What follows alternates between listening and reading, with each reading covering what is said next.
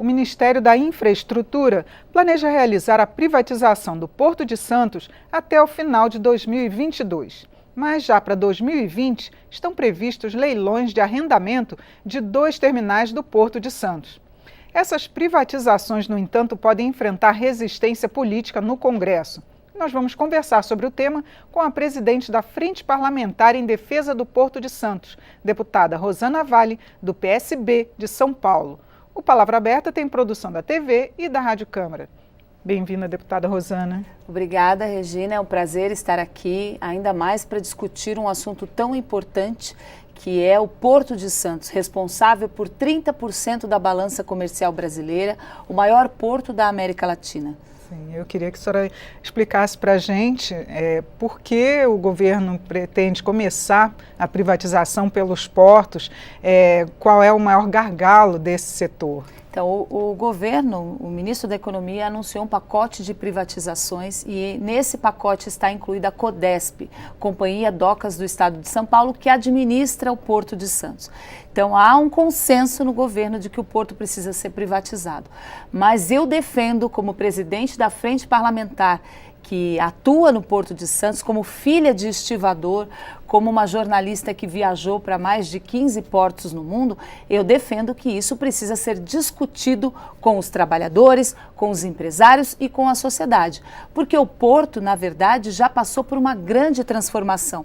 Nós precisamos saber o que exatamente vai ser privatizado. Porque, como você falou dos leilões, as áreas do Porto de Santos já estão entregues à iniciativa privada. O que nós estamos falando é da privatização da gestão portuária. Ora, nós vamos entregar, né, o Porto de Santos faz parte e garante a soberania do país. Nós vamos entregar essa administração para que empresa? Como vai ser isso? Eu não sou contra a privatização, mas eu sou contra instituir isso sem uma discussão com a sociedade. Então, eu sou também titular da Comissão de Viação e Transportes. Nós vamos discutir em audiências públicas qual é o modelo.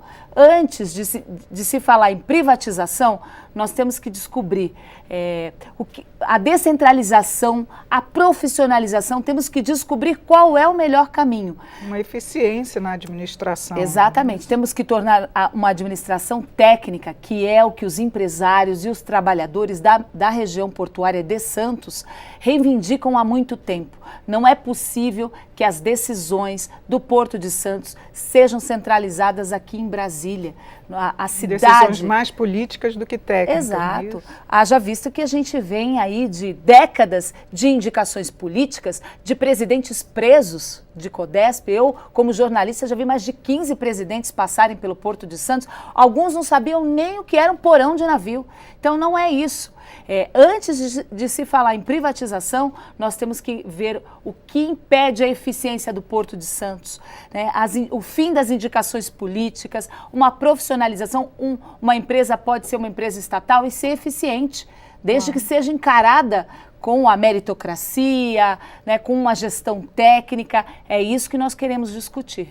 Agora, deputada, tem que passar pelo Congresso a privatização das estatais. Exatamente. A senhora acha que o governo tem base para aprovar aqui? Eu não sei, assim, eu defendo o Porto, eu sei que há uma discussão muito grande, a gente percebe, né, ali no plenário, que muitas vezes as pessoas querem denegrir as estatais para que a gente acredite que a privatização é o único caminho. No caso do Porto de Santos, eu vou levar essa luta e essa discussão, reforço aqui, não sou contra a privatização, sou contra... a falta de discussão. Eu visitei os portos mais importantes do mundo. A gente sabe que há um consenso na comunidade portuária internacional de que a privatização dos portos não está entre as melhores práticas. Os portos são administrados normalmente por um governo local, até uma comissão tripartite. É isso que nós queremos discutir. Descentralizar, profissionalizar, colocar pessoas mais técnicas para administrar o porto.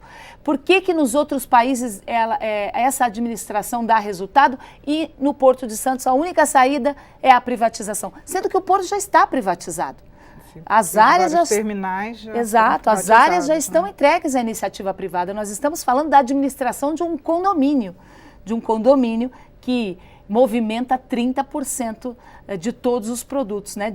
30% da balança comercial brasileira. Agora, não caberia, então, alguma lei, um projeto de lei tramitar para exigir que realmente essa administração fosse técnica? Sim, nós estamos caminhando para isso. Já fiz muitas ações como presidente da Frente Parlamentar em Defesa do Porto de Santos. Na Comissão de Viação e Transportes, nós temos um pedido de audiência para discutir qual é o melhor modelo de administração para o Porto de Santos, reivindicar, fiscalizar e exigir que essa discussão seja feita com a sociedade. Uma discussão muito importante na nossa região também é sobre o Porto de Santos não pode virar as costas para a sua região.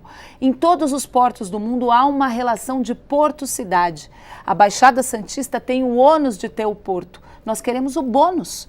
Nós queremos áreas que façam essa integração com a população. Como aconteceu no Rio de Janeiro. Como aconteceu Porto Maravilha, como tem no Porto de Auckland, por exemplo, nos Estados Unidos, onde havia um índice grande de violência e a comunidade abraçou o porto.